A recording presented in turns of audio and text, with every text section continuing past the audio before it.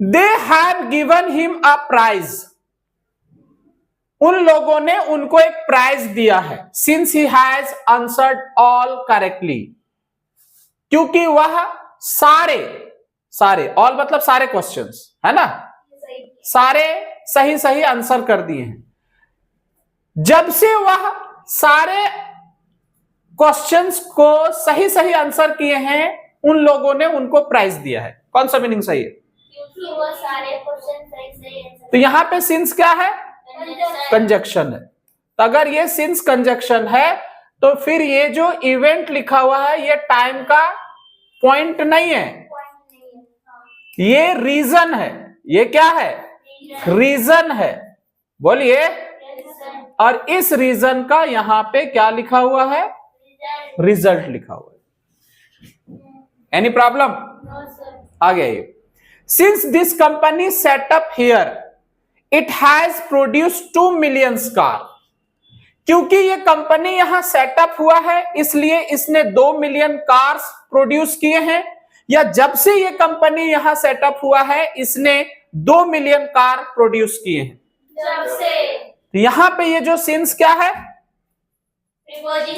Preposition. अगर ये preposition है तो दिस कंपनी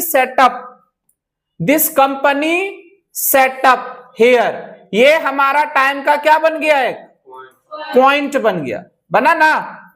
तो अगर ये टाइम का पॉइंट बन गया तो फिर हम जिस इवेंट के जिस एक्शन के लिए हम उस पॉइंट को यूज कर रहे हैं वो एक्शन या तो परफेक्ट टेंस होना चाहिए या तो परफेक्ट कॉन्टिन्यूअस। अब गौर से देखिए तो ये परफेक्ट टेंस है कि नहीं है? है। अच्छा, परफेक्ट कॉन्टिन्यूअस बना नहीं सकते हैं क्योंकि 2 मिलियन कार ये रिजल्ट है,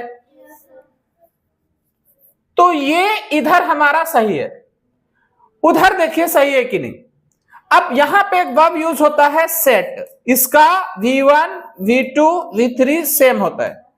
ये सेट हमारा V1 हो गया, सेट हमारा V2 हो गया और सेट हमारा V3 भी हो गया। अब इस सेट को हम क्या माने? V2 ही मानेंगे।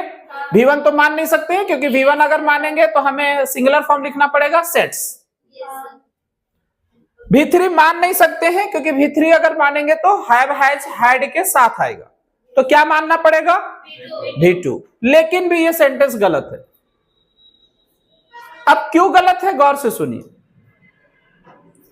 ये जो सेटअप लिखा हुआ है ना, सेटअप, इसका सब्जेक्ट है दिस कंपनी।